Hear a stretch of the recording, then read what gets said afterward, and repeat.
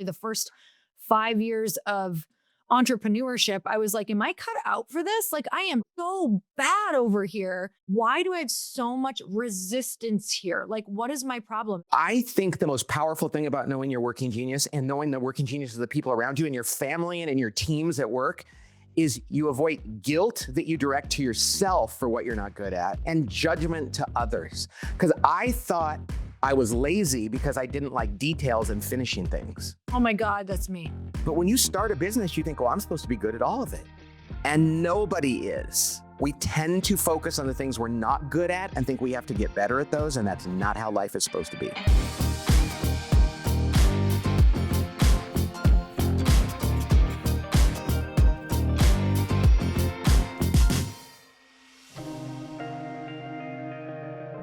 Pat, welcome to the podcast. Thank you so much for coming on. It's great to be here, Lori. It's going to be fun.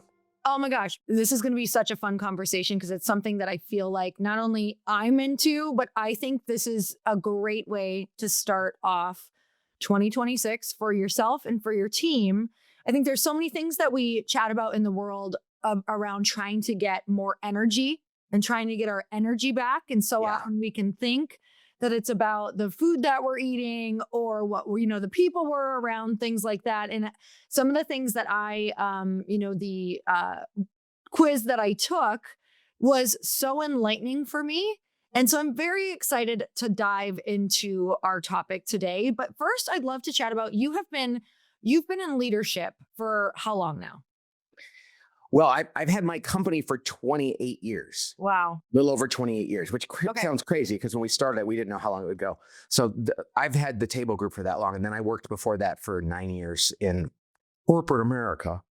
Yeah. Okay. So tell me how that got started. I would love to know the story of what you were doing in corporate America and then what made you go, nope, this is absolutely where I want to go. So my folks didn't go to college. When I got out of college, I got the best job in America the year I graduated college. It was literally the number one job on every list. And in the book that they wrote, people wanted this job and somehow I got it. And I thought, oh, I've made it. I've arrived. It pays well. I was a management consultant for this big firm. And I thought it would have something to do with managing people and consulting, but it was really data analysis.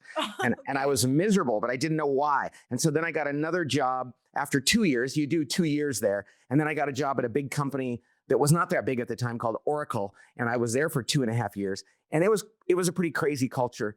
And I was like, I really like the human side of business. Mm-hmm. And then I went to a software company after that, a competitor, and became an executive there. And just as things were settling and I had a stable job and my dad was happy that I had benefits and everything, I decided I really want to work with other companies. So me and 4 colleagues started the Table Group. I had no books, no speaking. We were just wanted to go out and help CEOs make their companies healthier so people would get more done and be more fulfilled. And so we did that, wrote a book by accident, started giving talks. Things started to grow. 28 years later, here we are. So was that based on were you having those feelings of wait, I keep getting these great things, but I'm miserable. I have no energy. What was starting to give you those signs of, I really want to make sure that people are in the right positions and starting to dig into that? Well, for the first 23 years, we did not have working genius. This is new, but we knew that you needed to get people in the right chairs and do all these things, but we didn't really understand why. Now, I used Myers-Briggs for things. I love all the tests. I love all the assessments and it's all interesting, but there was never really an assessment that was what kind of work does a person love to do? What kind of tasks fill them up and which kind drain them? And I didn't realize when I look back at my life, the jobs that I was good at and the jobs that made me happy, it wasn't about the industry or even the title. It was about the nature of the work. Mm-hmm. And I had so much guilt and shame growing up in my career about the things I wasn't good at, thinking, what's wrong with me? Why am I not good? Why does that guy or that gal find this easy and I'm grinding on it and I don't even like it? Mm-hmm. And it literally was 30 years later that we stumbled upon this model and said, oh, now we finally understand it. And so all these other assessments are great, but this one actually gets down to the tasks, the kind of day-to-day work, whether it's at home, running your household, whether it's at work, whether it's volunteering at your church or your school, or any part of in retirement, Mhm. what kind of work feeds us? And that's kind of, I think, why it's taken off, because people you fill out the survey and in 12 minutes you have a report and you're like, oh, no wonder. I understood why I felt guilty as a kid for not liking mowing the lawn with my dad. Mhm. I know why my first job I wasn't very successful. And I thought it was because I was just an imposter. Mhm. So anyway, so that's kind of how it came about. 5 years ago, I was just trying to solve a problem for myself. I didn't know why I was getting kind of frustrated in my own job, at my own company, with the people I loved. And somebody said, "Why are you like that?" And I said, "I don't know, but I want to figure it out." And by the grace of God, that day we came up with these 6 things just to explain me, not to come up with a new model. And then it grew from there. Okay, this is so powerful. And we'll go through, this is called the 6 types of working genius. We're going to go through them, but it's so powerful because I reflected back after taking the quiz. I reflected back on all of the things that I've done that I felt bad about too. I was like, oh my gosh, I was bad at that. Or I get so frustrated with myself to the point of thinking this was towards the beginning of my career, probably the first 5 years of entrepreneurship. I was like, am I cut out for this? Like, I am Right. so bad over here, to the point where I had almost talked myself out of doing things that are like a massive dream so many times. I am glad I did not, but I wish I would have had this years ago to Oh, be able to fill in the gaps so much faster and let go of all the it's Pat, it's heavy to carry that. It's heavy to carry, like, am I dumb in this area? Why am I why do I have so much resistance here? Like, what is my problem? Am I lazy? It's like, oh, you're hitting all the things. You're hitting all those things. And and that's the thing. We assign value judgments to things. And I think the most powerful thing about knowing your working genius and knowing the working genius of the people around you and your family and in your teams at work is you avoid guilt that you direct to yourself for what you're not good at. We're not meant to feel that way. And judgment to others. Because I thought I was lazy because I didn't like details and finishing things. oh my God, that's me. And it's like, well, and then other people think that they're stupid because they can't come up with a new idea out of thin air. Mhm. And I don't have a problem with that. And one man's trash is another man's treasure. And now I can look at somebody else and go, you have gifts that I don't have. And I love that in you. And they say, well, you have gifts that I don't have. And we work together. God made us to need one another. But when you start a business, you think, well, I'm supposed to be good at all of it. And nobody is. Mhm. And we tend to focus on the things we're not good at and think we have to get better at those. And that's not how life is supposed to be. Oh my gosh. Okay. Another reason why I love this so much is because of exactly what you just said.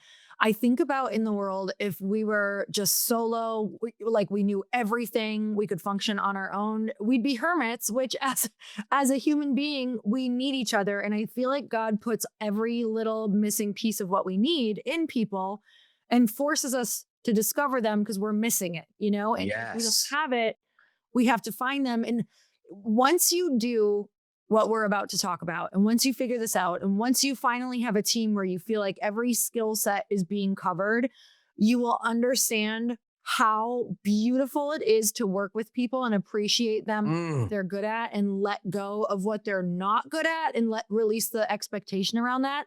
It's like it's one of the most freeing things. And I want to touch on towards the end here how this works in family, because we did a little something like this with our family, and it's been life changing because I actually have stopped like resenting certain people for different things. Oh. So we'll go into that, and my family is here for the holidays. Maybe we'll take this all together. I haven't made them do it, but maybe we will. Okay, You see each other in new ways. I can't wait to talk about it. We'll get there. This is great. we'll dive into that too because it is game changing. Okay, so let's talk about. I want to talk about the 6 types. Should we start there? Sure, sure. Okay. So and the premise here is every kind of work, whether you're running your business, whether you're running your home, whether you're building a new home, planning a vacation, launching a product, coming up with a new idea, every kind of project in the world involves 6 different geniuses, tasks, and they're all necessary. And I'm going to go through them all, but here's the thing. Everybody has 2 of these 6 that is what's called their working genius. 2 of them are your genius. That's where you get joy and energy. That's the pouring coffee into a Yeti mug screwing the lid on, it'll hold the energy all day long. You're shocked. You're like, how can this still be hot? It's like, because it feeds you. It generates energy. Mm-hmm. There's two others that are in the middle, which we call your working competency. Like, you can do it. It's not terrible. It doesn't crush you. That's pouring coffee in a cup and putting a lid on it. And it's going to be okay. Your last two are your working frustrations. This is pouring coffee into a cup that has a hole in the bottom of it, and it just drips out. Mm-hmm. And this is where we get drained of our energy. So these 6 things, everybody has 2 that they love and that feed them, 2 that are okay, 2 that drain them. Here's the 6. The first one, we're going to start with we're going to go in the order that they occur. And we're going to go from highest to lowest in terms of altitude. The first one is called the genius of wonder. This happens at like 40,000 feet up in the clouds. The genius of wonder is when people they love to ponder things. They love to sit and think about things. Half of their sentences are like, I wonder if there's a better way to do this. I wonder why things are like the way they are. They look at the environment and they just ask awesome questions, big picture questions. The problem with this genius is most people have never been recognized as having a genius. They've been told when they're little kids in school and even in jobs, hey, why are you asking questions? Why don't you just get it done? Life does not reward wanderers. My wife has the genius of wonder, and most of her life she was told, you're airy, you're not focused, and yet, Lori, every new project, every new thing worth doing comes with somebody asking the question, why? This very thing we're talking about today a colleague of mine turned to me one day at work and said, why are you the way you are? And I said, what do you mean? She goes, you get so happy during some meetings and you're so frustrated in other projects. And I said, I don't know, but I want to figure it out. She didn't know the answer. She just said, why are you like that? I wonder. And so this is the very first and necessary genius, and it gets overlooked. And most people that have it, when they take the assessment and they read it, they're like, oh my gosh, this is me. So this is not a fault, it's a feature. So the first genius is the genius of wonder. The next genius, and they go in order, is the genius of invention. And that's the person who somebody asks the question, I wonder if there's a better way to do this. Why does it have to be this way? And they go, let me come up with a new way. This is one of my geniuses. I cannot help it. I wake up every morning wanting to come up with a new way to do things. I do it even when it's not necessary, which is annoying to my wife and to others at work. But that's what makes it a genius. It's something that feeds me and that I naturally gravitate toward, which means generally we're really good at it because we love doing it. Doesn't mean it's always appropriate, but it means we love doing it. So the first 2 geniuses are wonder, up 50,000 feet, and then invention, down to 35,000 feet. Okay. The next genius, and this is one of yours, and we'll talk about it, is the genius of discernment. This is such an important one. It's hard to notice. Discernment is people that have really good instinct and gut feel, and they look at like multivariables, and they have pattern recognition, and they look at a situation and they can just go, my gut is telling me that that's the answer, and they're usually so close. God made some of us to actually have this way of looking at things and seeing the answer, not in a linear, technical, fact-only way, but actually looking at lots of variables and being able to arrive at the right decision. And for those people that might not have this and think this sounds like magic, a woman in my office named Tracy has this. We ask Tracy every time we make a decision, I don't care if it's about what I'm going to wear to dinner or whether I should refinance my house or whether we should launch a product or whether one of the books I'm writing makes sense. We always say, ask Tracy. Tracy will look at something and just go, this doesn't seem right to me. And she's right. We know her. We trust her gut. She is one of the co-founders of our company, and she has ensured that we didn't drive off any cliffs because her gut is so right on. And you know what Tracy said when she was a little girl? Her friends would say, ask Tracy what we should do. It's just one of those gifts that people have, discernment and judgment. So that's the third genius. The next one is called galvanizing. Galvanizing is the genius of, there are people that wake up every day and they love to push people, inspire people, rally the troops, get people going, even interrupt people, get them to do things that they don't want to do because they know it's good for them. And you're one of these. Yes. And the crazy to an annoying point, but yes. Well, and that's the thing, all of us have it to an annoying point. That's the beauty of it. That's how you know it's real, because we tend to do it reflexively. Mhm. But the funny thing is, as I'm explaining this, I said before, one man's trash is another man's treasure. There are people listening to this, Lori, that are going like, you like to do that? And they're like, I hate doing it. I hate pushing people. I hate having to make people do things they don't want to do. I hate rallying people. If they don't want to do it, I don't want to be the one to make them. It's amazing to think that what one person loves doing, another person is like, oh, please don't make me do that ever.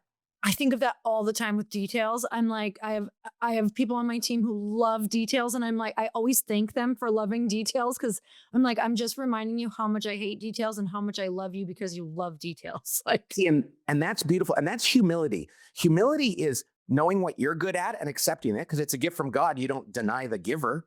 But it's also celebrating what you're not good at and being able to celebrate others and go, part of the working genius is actually knowing what you suck at and being able to celebrate that and go, I don't have talent in that area and you do, and I'm going to celebrate you, as opposed to going like, yeah, I can do that too. It's like, no, just admit it. You're not good at that. That doesn't mean sometimes you don't have to power through and try. Yeah. But it's not your gift. And you shouldn't put yourself in life in a position to constantly have to do things that you're not gifted in. It's really horrible. When I very first started when we first started in entrepreneurship, like my husband and I started together, and it actually caused a lot of fights because I'm just going to be totally honest here. I wanted to have credit in some of the things that he was getting a lot of credit for, but I was bad at. So that's natural. That's our natural insecurities. I was like, wait, he's doing like all this detail stuff in coaching, and I'm terrible at like one-on-one coaching. And I was like, but I noticed he gets all the love from these people. So I tried it for a while and I tanked. I hated it. It was horrible.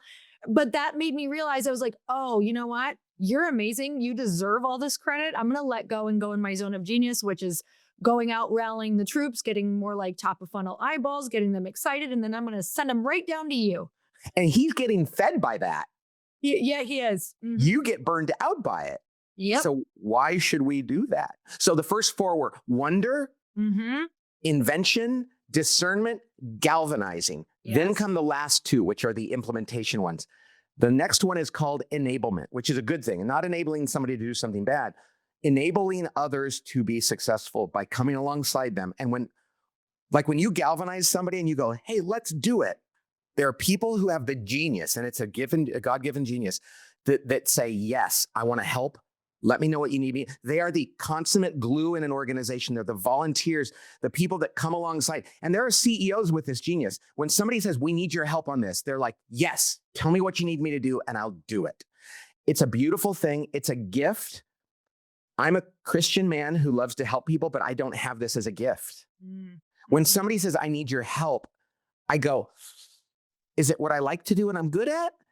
Or is it when my wife says, I need your help this weekend, I cringe. And if she says, I need you to help me create a new idea or evaluate something, I'm like, oh, good.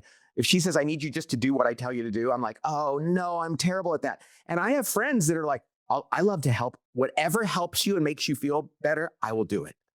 Enablement is a gift. And when we overlook that in others, our organizations and our families suffer. They often get overlooked. The last genius, the final genius, is the genius of tenacity. And I have none of this. And that is the last details, finishing.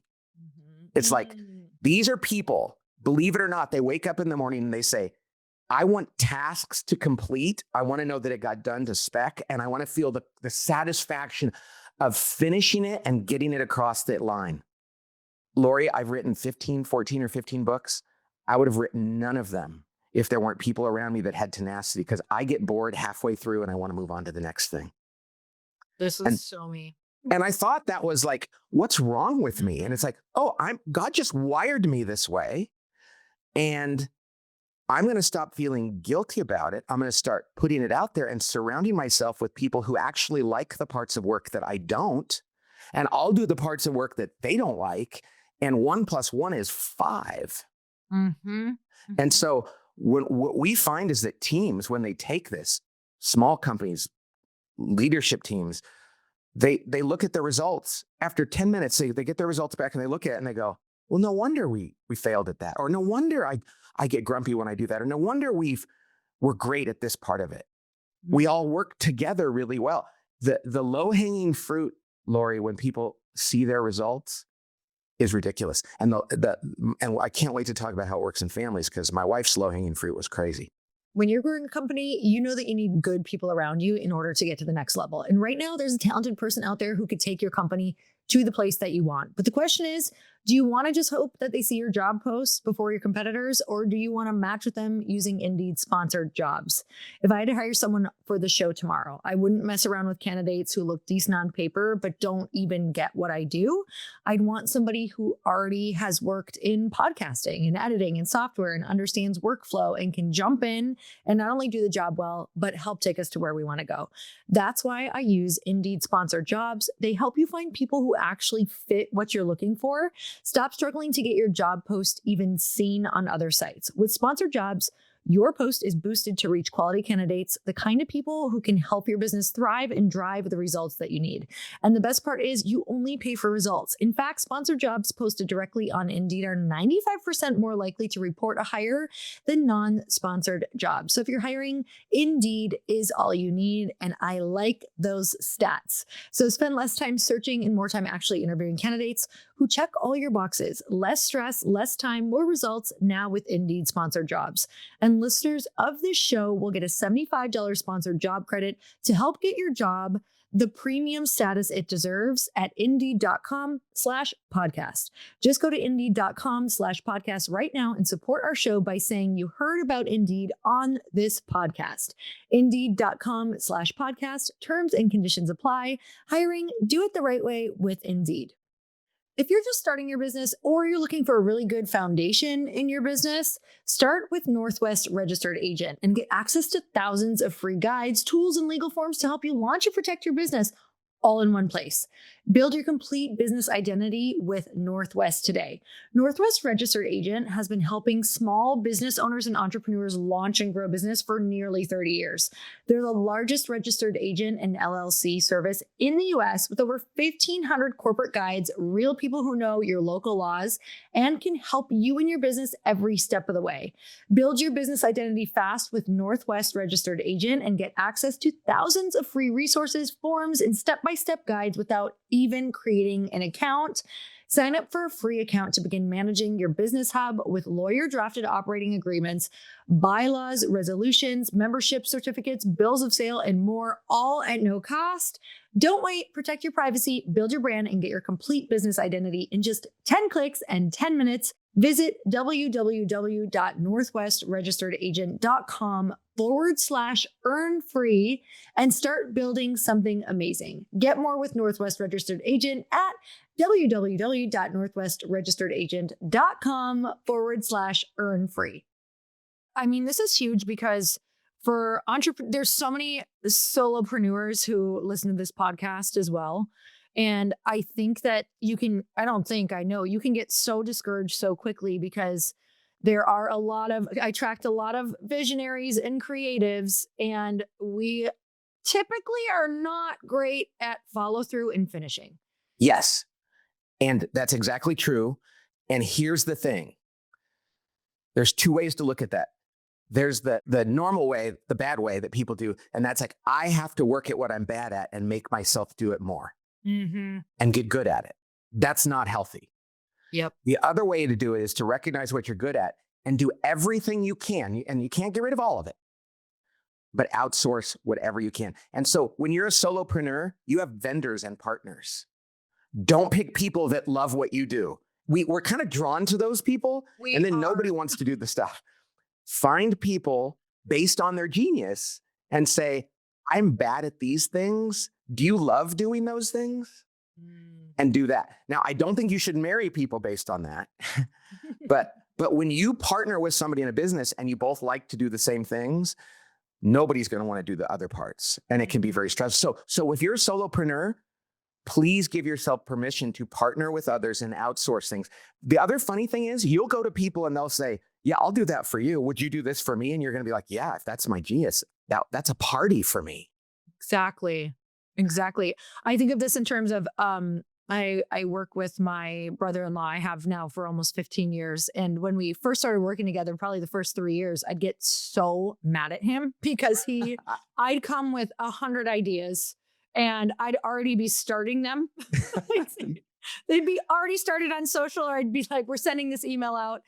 And he is an integrator. Now I'm excited for him to take this test so I can really know. And he's also I'm going off of a little astrology though, but he's also a Virgo, which is very very detail oriented, but also wants to like poke at things like, why won't this work? Right. And that's just I had to learn that why won't this work? He actually has to work that way to go, no, I need to poke through everything first to see why this could fail. And so I would be so excited coming into these meetings, like hot and heavy with this idea, and we're going to do this thing. And he's like, well, let me tell you why this could fail though. And I was like, like we butt heads. And I had to learn that I didn't understand that that's just how he operates. And we actually need people like that on our team in order to make sure it won't fail, because he understands the logistics side and I don't. So even just understanding little things like this, I mean, it was to the point where I was like, I don't know if I can work with him. And then once I understood that, the deep appreciation was completely, opposite. It's crazy. We can actually get annoyed by somebody who's doing the very thing we need. Exactly. We had a guy contact us right after Working Genius came out a few years ago. And he said, before I took Working Genius, I thought my wife hated me. And we were like, what? And he goes, no. And I know that sounds crazy, but I kind of did, because every time he'd propose a new idea and he'd be very excited to get it started, she would always go, but this is going to be a problem and it won't. And he goes, I thought that she was against me and wanted to rain on my parade. They did the Working Genius, figured out he had invention and galvanizing, which means let's go. She was wonder and discernment, which means her whole thing was like, she said, no, this is how I love you. When you're about to drive that car, I'm like, but honey, I don't want it to run into a wall or off a cliff. So the way I love you is to give you thoughts, feedback, so that you can be successful. He thought she was actually against him. Mm-hmm. And when they read it, they took it on their anniversary. He goes, for our anniversary, we took it. And he was like, we realized this is actually how we love each other. And what was a frustration went from actually something that drew them together. And people at work do this all the time. Like, why do you question my ideas? They're like, because I'm good at it. I have a son who works with me. He helped us develop this. And I have invention. He has discernment. And we'll be in a meeting. And in the early days, I would be like, well, I think we should do this. He goes, no, this is why that will fail. Yes, and I would go, well, do you have a better idea? And he would go, no, I don't have invention. I'm just telling you, that one is not going to work. Don't ask me for a better idea. And you know something? I was like, you're right. That's your job. Thank you for doing your job. Yes. And that is the gold. Yes. Oh my gosh. Okay. Are there certain of these geniuses that you're finding continue to be in certain positions, like in a leadership role, in a CEO role, in a founder role? Are there things that you continue to find, or can some of these be all different? I think until you said founder, yeah, I was going to say they can be all different, because I think we have CEOs with every type. We have marketing people, because some people are a marketing person, but it's a creative marketing person. Other people get leads and generate leads. So when people go, I need to hire a person in marketing. You used to be in marketing. It's like, no, what kind of marketing person do you need? What kind of CEO? What kind of business is it? What kind of role do you need? But founders tend to be comfortable with, usually there's some galvanizing and invention and discernment, because they're kind of like, I want to start this. I want to get this going. And even that is not always the case, but most people that start a business are not the enablement and tenacity, the detail ones, because it's a little too conceptual, and they tend toward roles that are more defined. Laura, you can relate to this. Like, I hired a guy here in our office, Joe. He has enablement and tenacity, the last two, which are the ones that combination is called the loyal finisher. When they say they're going to do something, they mean it, they follow through, and it's going to get done. They're never going to flake on it. Yeah. Right? Because that's what they love that. When I hired him, I said, hey, Joe, here's your job. You come up with your own job title. You tell me what you think you should do. Tell me what success looks like. You figure it all out and come back and let me know. And he was like, no. And I said, what do you mean? He goes, that's stressful and miserable. And I said, Mm. what? That's my ideal job. When people come to me and say, you figure it out, I love that. And he goes, no, I want to know what success is. I want to know what your expectations are. I want to know what deliverables are supposed to look like. And I didn't understand his ideal way of working is totally different than mine. And I have to manage him and work with him in a way that works for him. Instead of going, what's your problem? Why can't you come up with your own job description? Yeah. Just like he could say to me, what's your problem? How come you can't stick to something for more than 20 minutes? Yeah. Yeah, I feel you. So I was watching one of the videos and I had this epiphany for one of the people that I work with who's like just one of those amazing team members that I'm in startup mode and she's in my startup and it's a products company. And she is really good at a lot of things. And so what happens a lot is she will get offloaded a lot of different things because she can figure them out. And it's funny because I'll watch her in certain tasks like design, brainstorming on design. How should this look? How should this feel? And she thrives.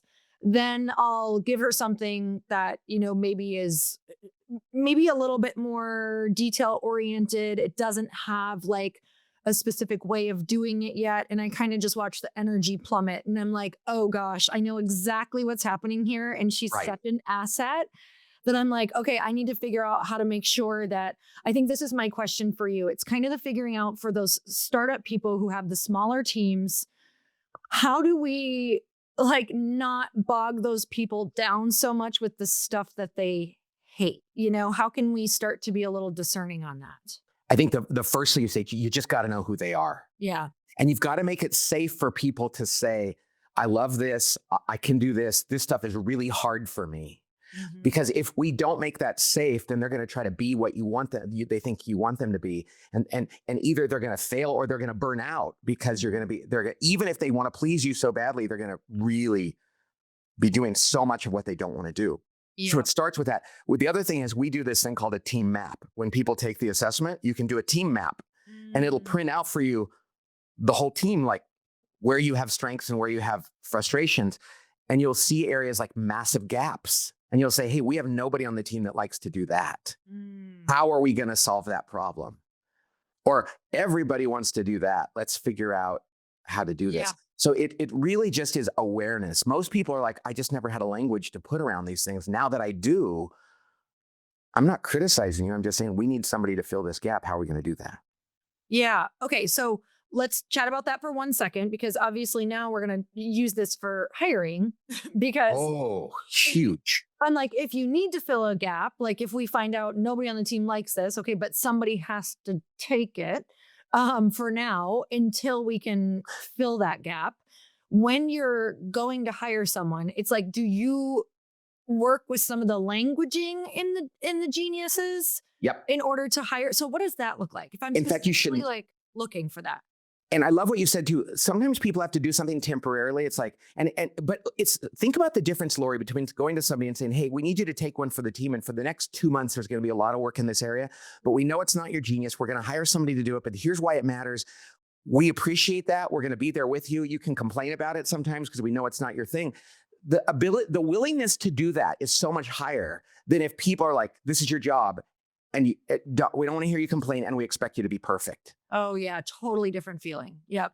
So that's huge. Now, the hiring thing is you should never hire anyone or design any job without asking yourself, what geniuses do you want? So I just hired 8 months ago a new an executive assistant.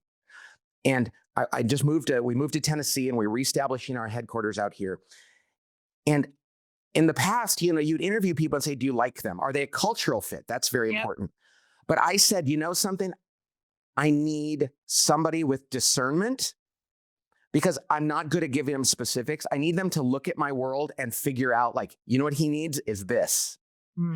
By the time I figure out what I need, I'm probably on the floor. And then I need somebody with tenacity that likes to finish things. And we actually found somebody who was a D and a T. We call that the judicious accomplisher. She has changed my life.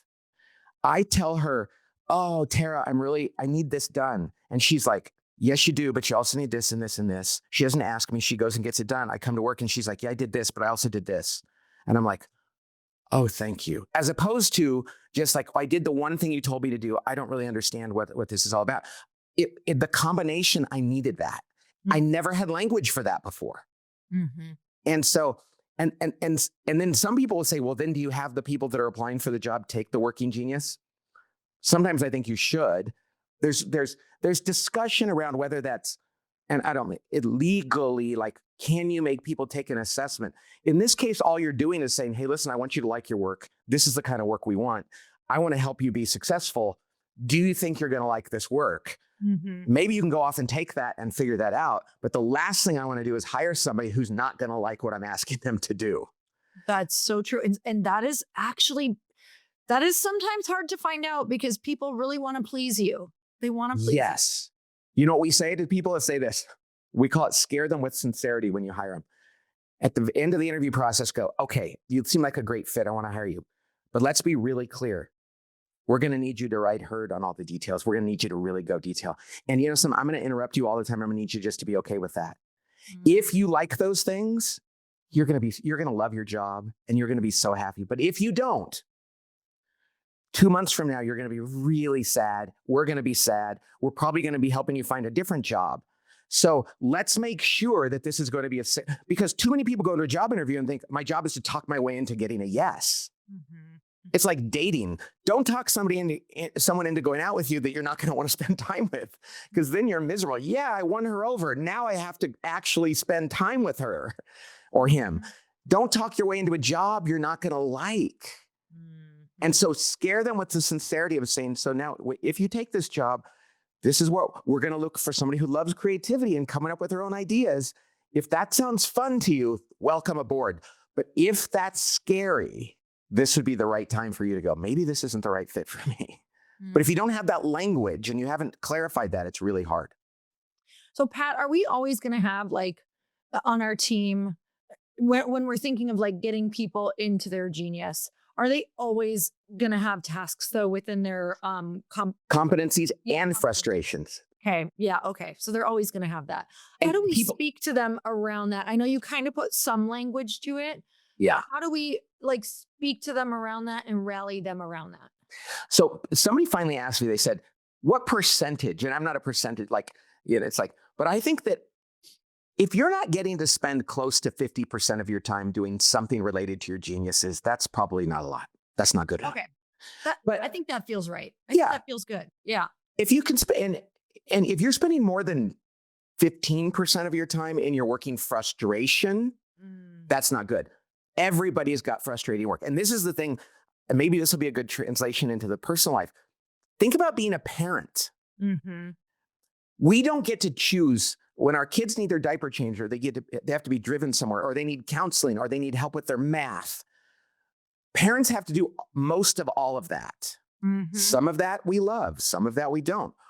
One person loves part of that and not the other thing.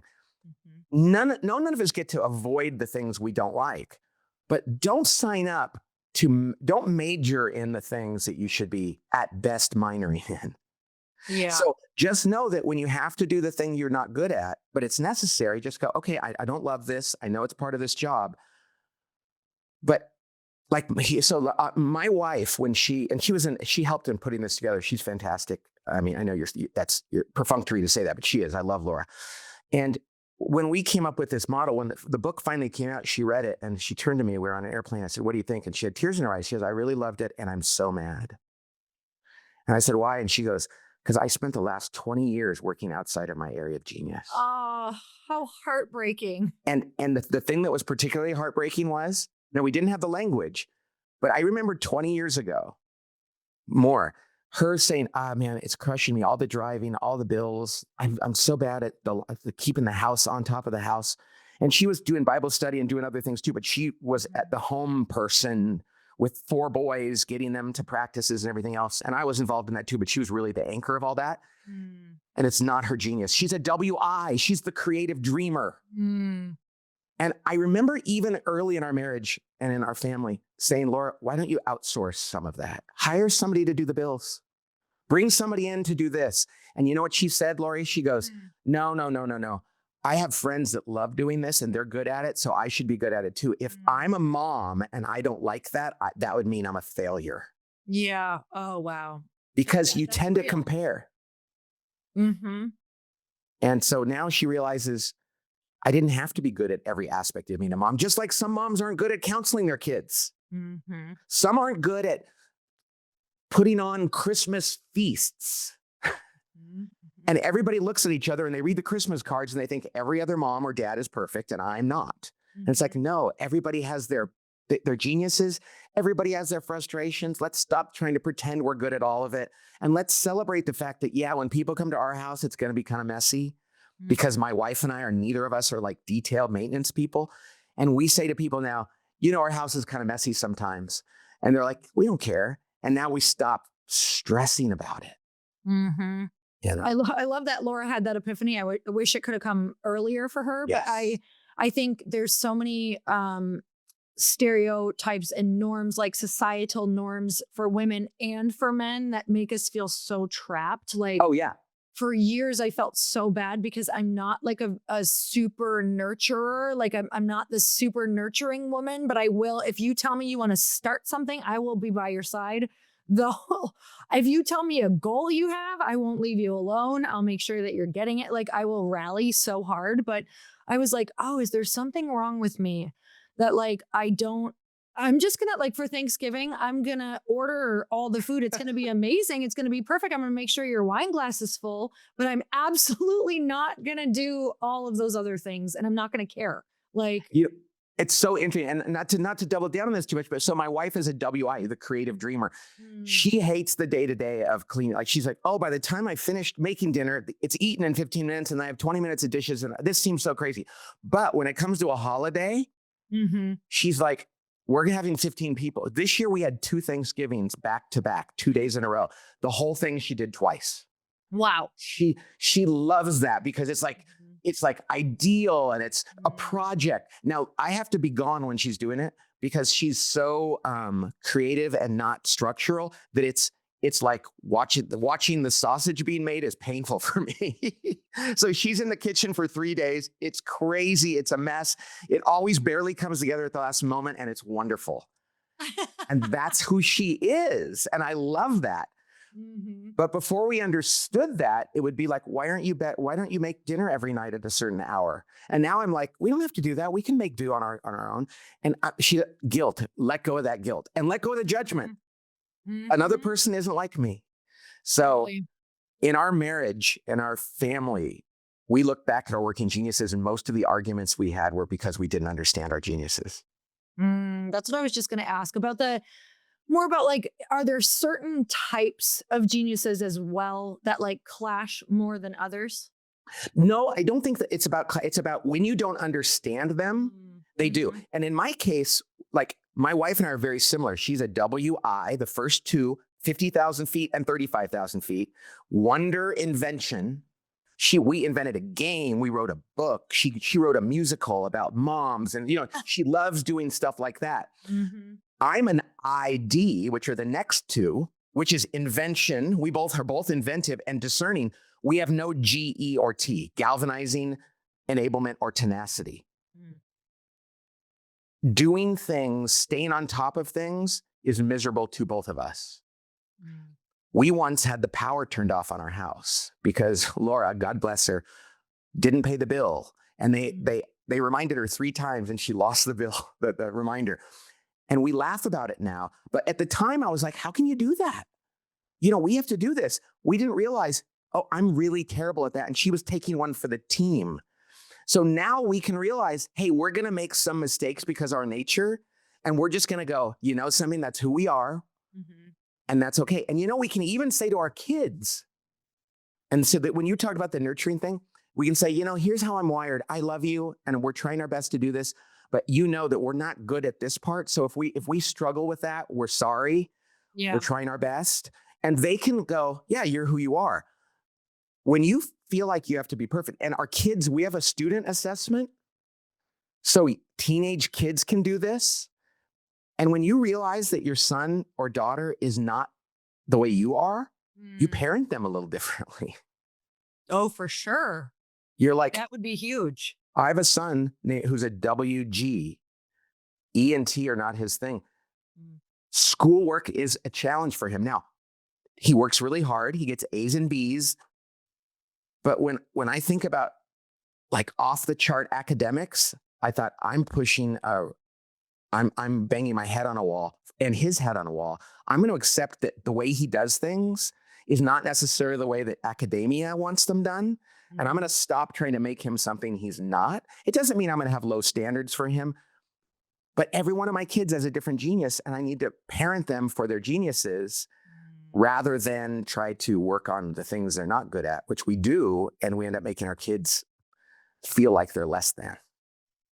Oh my goodness. I feel like the conversation is so much more open now, but I started this podcast almost 10 years ago. And I remember so many of the interviews that I would do with people who have gone off like on the entrepreneurship route or who were more visionary creatives, because that's, like I said, what I attract. They would always talk about like how guilty they felt because their parents were like, no, you need to be this and you're going to college for this. And they were like, I was dead inside. Like I had zero energy all of the time. It's like, and when you're young, you can kind of muscle through that a little bit. But as soon as life starts lifing and you get a little older, it's like you just don't have the energy for it. So I'll tell you my story because it goes with that. And I love the fact that I'm just thinking about all the people listening to this. And I hope there's some. So I grew up and my parents, for a variety of reasons, I won't get into detail, but E and T, my working frustrations, which is enablement, which is do whatever you're told and finish it and do it perfectly. I was rewarded for that. And I thought that's how I was going to get love.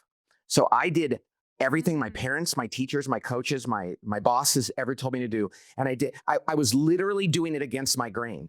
I went to college, not very far from where you live, and I went to every class and I got straight A's. It was not my nature. I did it because I needed to earn approval and love. Mm-hmm.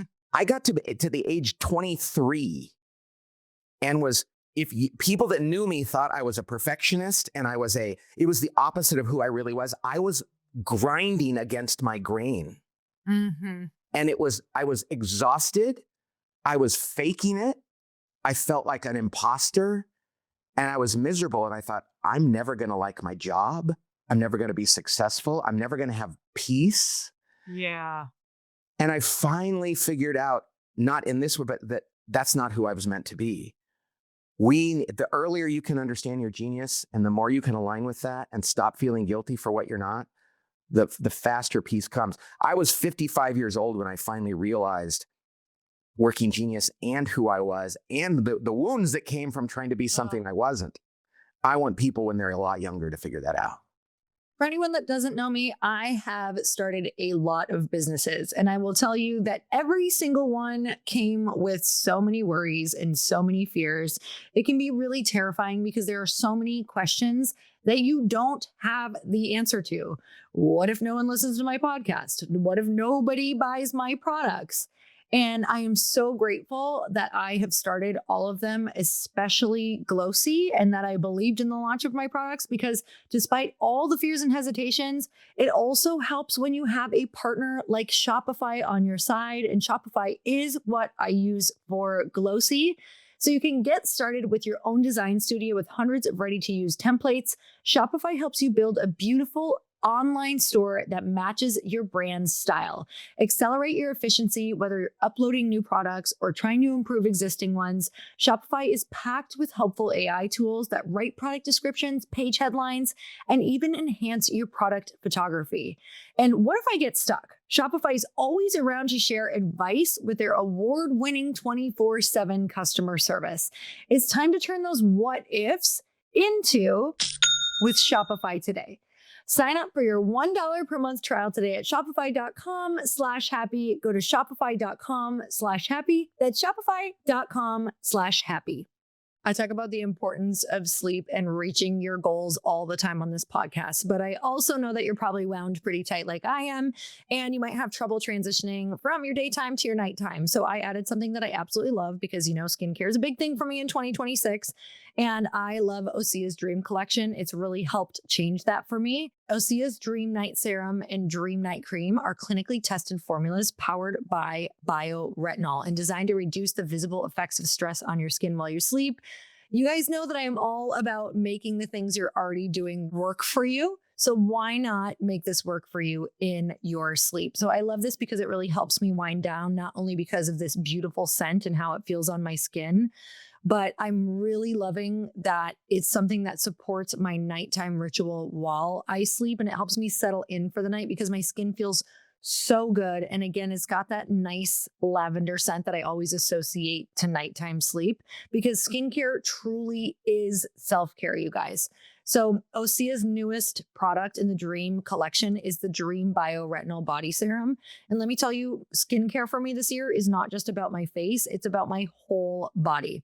So you should make this a key part of your personal body care routine, just like I am. And I think you're going to fall in love with it. So it's a full body restorative treatment that visibly de-stresses the skin with a holistic blend of bioretinol, red seaweed, magnesium, and lavender. I think the second that you put it on, you're going to feel the difference just like I did. And you're going to see the difference. I mean, talk about looking like glass skin. I literally put it on and actually feel like I want to go somewhere because my skin looks so plump and hydrated and youthful. So you guys, give your skin a rest with clean, clinically tested skincare from Osea. And right now we have a special discount just for our listeners. Get 10% off your first order site-wide with code EARN at oseamalibu.com. And trust me, you're going to love this so much. You're going to want to buy one for your friends. Oh my God. The freedom that you had, like, I'm just thinking of the freedom you would have had. Like, just in what would you have done? And obviously I believe, like, you know, there's so many beautiful lessons and all that. And God brings out good things out of hard situations. No doubt. Sure. Blah, blah, blah. I'm just kidding. Like, I totally agree. And I don't regret any of it. And like, imagine if that would have been cultivated and nurtured in you when you were young. Like, wow. Like, so you get the opportunity to do that with your kids and everybody else, you know? Yeah. When I was a kid, I loved inventing things and discerning things. I didn't have the language for it. That was not valued in my family. It's not valued in early education. So I had gifts that I was sitting on that when I did kind of try to exercise, people would go, "That's stupid. Why are you doing that?" Mm-hmm. Yeah, and it's totally. And that's one of the questions people ask is, when does your working genius get set? You're born with it. It's a gift. Mm-hmm. Everybody I talk to goes, "No, I was like that when I was a kid." Yeah. The question is, were you invited to use it and recognized for it and encouraged in it? Yeah, I'm so grateful for all of these things now because it gives so much more opportunity. I do wonder, like, if the world continues on with being able to learn more about these things, use these things, I feel like we'll probably have a lot more balanced world in a lot of different places, you know? Yes. And you know something? I'm glad you just said that balance, because one of the things people talk about is burnout. Mm. And everybody thinks burnout is because you're working too much. Yeah. In fact, burnout is because you're doing work that drains you. When you're doing work that feeds you, work is actually generative. Mm. I can come home from work after a 10-hour day, 10 hours straight, and Laura will be like, "You have a lot of energy. What's going on?" I had a whole day of invention and discernment. It was so much fun. Mm-hmm. I was a bank teller when I was in college. 3 hours into it, I was ready to die. Yes. I would literally look at the clock on the wall and go, "I think it just moved backward. I think it's going backward." And so again, one person's trash is another person's treasure. If we can do the kind of things that feed us, we don't get burned out. Mm-hmm. And so when people go, "I think I'm burning out in my work," and people go, "You need to take more time off," they're like, "So I can go home and ponder the fact that I'm going to have to come back to work and do stuff that burns me out? Or maybe I need to go to my boss or my colleagues and say, 'Hey, look at my working geniuses. Do you think there's a way I could tap into my geniuses more?'" And usually the answer is, "Yeah. Gosh, I didn't even know you were good at this. You like this?" I'm so glad you're saying this, because I was just going to say, what do we do if someone wakes up and they're like, "My job is in all of this crap that I don't like"?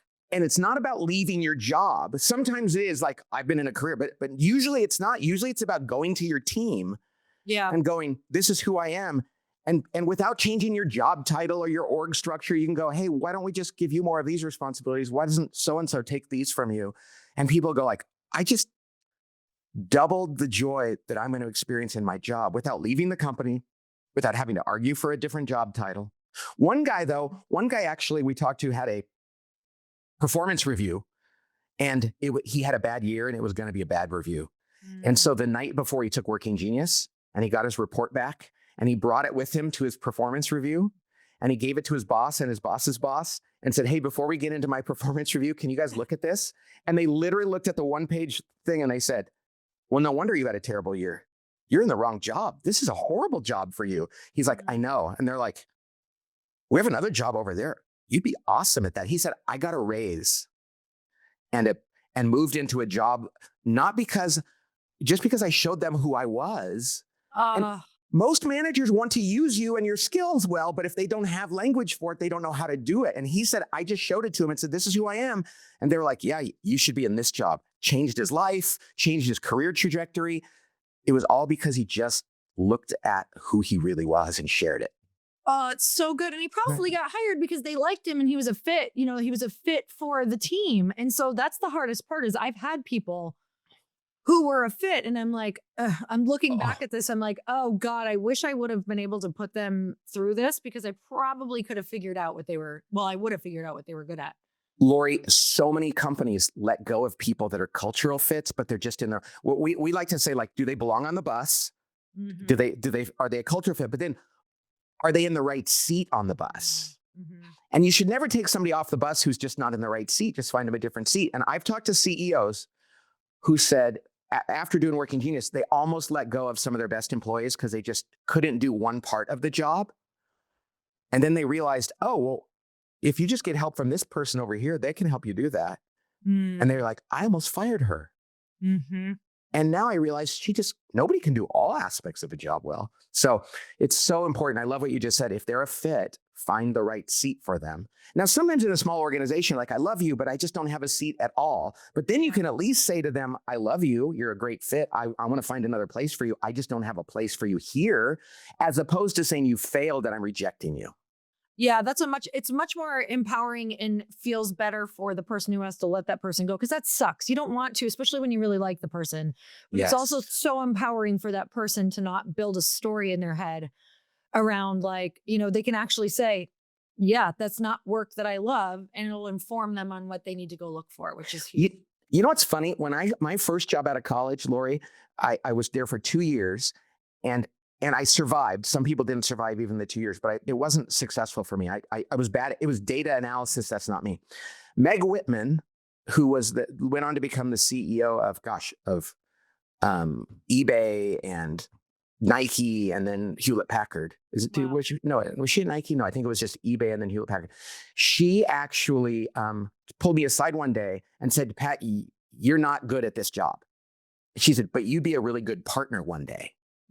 Because I got this part up here, but this part down here was just like crushing me. And it was really interesting that she said that because now I look back and I realized, yeah, I had the working geniuses of a partner, not of an analyst. Mm-hmm. But they were hiring people to be analysts without understanding what their skills were. They were just like, did you get good grades? Can you do a good interview? Great. Well, I was never going to be successful in that job. It was exactly set up for failure. Man, I've met college kids who said, I have a job lined up after I go to college. And I'm like, what's your working genius? And this one guy said, I'm a wanderer and an enabler. I said, what's your job going to be? And they go, cold call sales. And I'm like, oh son, I'm afraid you're going to hate that job. And he was like, I already hate it. And I haven't even started. And I said, I know it really doesn't fit for you. And it's like, why put yourself through 2 years of self-flagellation? Fine. There's no such thing as a good job. It's a good job for you based on how you're wired. That is the flip of the last 20 years. Yes. I remember when I was younger, it was like, okay, what are the good jobs? Now pick from those, you know? Yeah. That was it. What are the good jobs? Now pick from those. It's like, Lori, none of those were good for me. As people are getting laid off, and I hate what's going on with AI. Some AI is necessary. Some of it's terrible. But as people are getting laid off, one of the things they need to do is realize you are not a computer programmer. Mm-hmm. You are a person with gifts. Mm-hmm. Know what your working geniuses are. And don't think, oh no, I studied computer programming and AI is doing all of that. Say, no, what are my gifts? And how can I use those in any field? But when people think I'm stuck in what I majored in or the field that I think, even I'm a lawyer, I have to be a lawyer. Now there's lots of different kinds, but if you know what your gifts are, use those in any field. Mm-hmm. But if you define yourself by your function or your field or your degree, you're going to feel stuck and victimized by stuff that goes on around you. Yeah. So figure out your genius and live toward those, not toward your degree. Oh my God, this is so empowering. I never graduated high school. I literally only finished 8th grade. But then all of a sudden, that is crazy. yeah. But now I'm like that. so obsessed with I've started multiple amazing businesses, and I thought I was so dumb. All of school, everything, I was like, I don't understand. All I wanted to do was do ideas and create things and like huge dreamer. And my parents were like, oh God, you're screwed. Oh man. You know, when people say I didn't go to college, I'm like, oh, that's awesome. And you said, hi, you just were more awesome, because education is about the hunger to learn. And I have my last son is in college. They've all gone to college, but it's a boondoggle. And now I like the college they go to. My son, the last son, he's at Auburn, and we really like the college. But college today versus what it used to be, it's so different. The biggest reason to go to college is so you don't feel bad about not having gone to college, because you really didn't miss. Because people that didn't go to college are just as successful, often more so, hungrier.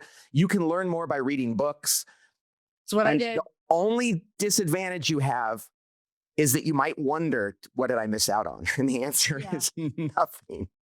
Yeah, I think I felt that way for a little while. And then I was like, oh, I was out there getting life experience for sure. Oh, but now it's just, I always think of that, because I'm like, when people talk about their kids needing to go to college, I'm like, it's just, if you can figure out this is so powerful. If you can figure out what your genius is, then you can read all the books on that. You can find all the people of what they've done. You can figure out who you need around you.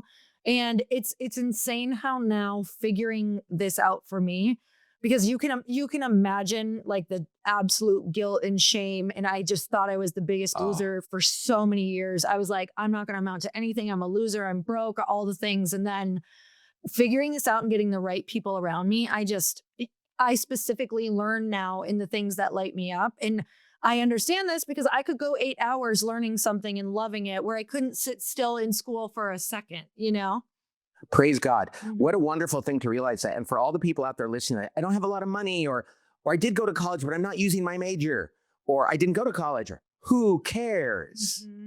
And if you did send your kids to college, or you went to college, I did, fine. But that is not what it's about. Finding what you're meant to be and what you're meant to do, and doing that. And even though, like, as my kids get out of college, I just want them to find that thing. Yeah, totally. And if their thing is to start a coffee store, that's great. If their thing is to be a doctor, now you do have to go to education to do that. I don't want people to fly a plane or do operation on me without having gotten the education. But most things in life don't require college. Yeah, totally. I remember I was like, well, I love working out and I love helping people work out. And I was like, let's start here. So that's interesting, because there's a lot of different things that you can start in that, I started growing that. And I was like, okay, I don't think this is like a long-term thing or the thing that's going to make a ton of money, but how could I take this and turn it into something that could? I'm so obsessed with the fact that this is available to everybody.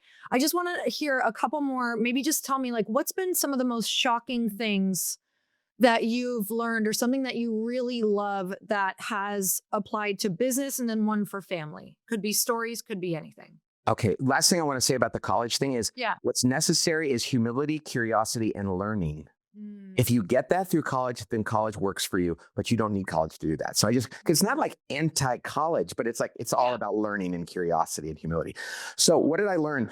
I remember a pastor, and this kind of gets it, who wrote to us right after The Working Genius came out and said he had been a pastor for 20 years and he'd felt like a fake. And we were like, why? And he said, because I can't write a homily or a sermon. My friends who are pastors can go out, walk in the woods, and come up with a 3-part series, and I just grind, and it's not easy for me. And I don't know why I can't come up with a message for Sunday. And I just thought, if this is so hard for me, maybe I shouldn't have been a pastor. Maybe I'm just faking it. And then he looked at his Working Genius type, and it's like, would you like to counsel people and help people that are suffering and do one-on-ones? And he's like, oh yeah, I love that part. I said, yeah, see, that's part of being a pastor too. And that pastor that loves to give that sermon or that homily, he doesn't like doing that probably. And I know I've met Catholic priests who go, I don't really like counseling people, but I love, and it's like, you are not. And he goes, I'm not a fraud. I don't look like them. And I love the fact that people will stop feeling like they're fraudulent because they're not good at everything, but realize they're unique, and not one pastor is not another pastor. A teacher is not a teacher is not a teacher. A CEO is not a CEO. A parent is not a parent is not a parent. So that's my favorite thing. And that kind of goes around both. Yeah. And in the family thing, I just think that my wife and I now delight in things in her, and I think her and me too, that we used to get frustrated about. Mm-hmm. I see the features that we thought were flaws in one another. And now we're like, I love that about you. Yeah, we can actually use them now. We're like, wait, that would be good for that. Let me tap into that. Mm-hmm. And I don't want her to be great at the things she's not great at. That's not who I married. I can't be like, oh, well, how come you can't be great? It's like, well, do you like this other stuff about me? Yeah. Well, it doesn't go with that. So let's figure out a way to do that. Yeah, then let's focus on that. Okay, one last question that just popped up for me that I'm like, that's really made me think. Okay, so for the people, because I don't have the detail portion, and you said, is that you who doesn't have the details, or is that your Yes. wife? Or is that No, neither of us do. Okay. No, that's right. We had the power turned off. Okay. Do you guys have trouble like remembering like dates and telling stories? Like, is it hard to tell? So I'm also like, I love to speak though in podcasts, and I'm like, I don't know, maybe it was 2008, maybe it was 2014, but it makes me feel like I'm crazy. Like, no, it's not. That's different people have different recall on those things. I can miss things by almost a decade. That's how I feel. And I'm like, it's really bad for a podcaster who says a date one time in their podcast another day. And I've worked with thousands of, with hundreds and thousands of teams over the years. I was with a team yesterday working with doing consulting, and people will say, tell me a story about this. And I'm like, and people around me will go, well, Pat, what about that? What about that? What about that? And I go, how did I forget that? Of course, now that I'm getting older, I'm thinking, oh no, is it because I'm getting older? But my 19-year-old said to me just this morning, we were walking to get coffee. He goes, Dad, I'm forgetting everything. I was like, yeah, because you're staying up too late. And he goes, yeah, that's what it is. So I can call it, I'm getting old. He stays up too late. Some people have a mind for detail memories and dates. Yeah. Some people don't. I'm terrible at that. It's just, we're wired differently.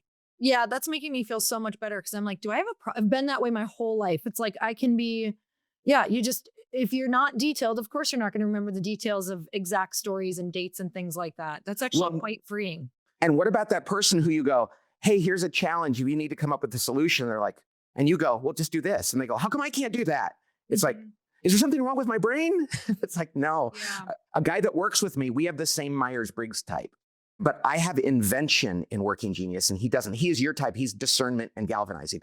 So he's creative, but he's not like the same kind of creative as I am. Like, I like write stories and come up with stuff. And he's like, he used to say, what's wrong with me? Pat and I have a similar personality, and I can't do that. And he did Working Genius. He goes, oh, okay. He has a different genius than I do. Similarly, he has G like you do, galvanizing. I don't. And I'm like, how come I get so burned out when I have to remind people of things? Because I don't have galvanizing. Yeah, it's so powerful. Well, I am so grateful for you in this conversation. And I'm really excited that everybody is going to get the chance to go through this, whether it's something they just want to do for their families, which is huge, or if it's something you want to do for both. And I think business is absolutely life-changing for anybody that runs a team. So you guys can take the assessment at workinggenius.com. I will put this all in the show notes. So you can go to workinggenius.com and you can use code EARN, EARN, for 20% off. Again, I'm literally going to put all of these directions and the links with the coupon code down below in the show notes. But thank you so much. Thank you so much for doing this, for taking the time to find people who can do the details to make sure this comes out in the world for us. That's great. It's a pleasure. It really is. It's been so much fun. In fact, I have no idea how long we've been on here. So that's part of the thing too. That's how I know it's my genius. Is I looked up, I'm like, oh Lord, we've been on a while. Okay, this is great. So all right. Thank you so much for coming on, Pat. And you guys definitely go and check that out. It's going to be a game changer. It's going to save you a lot of time and a lot of money. And until next time, everyone, earn your happy. Bye-bye.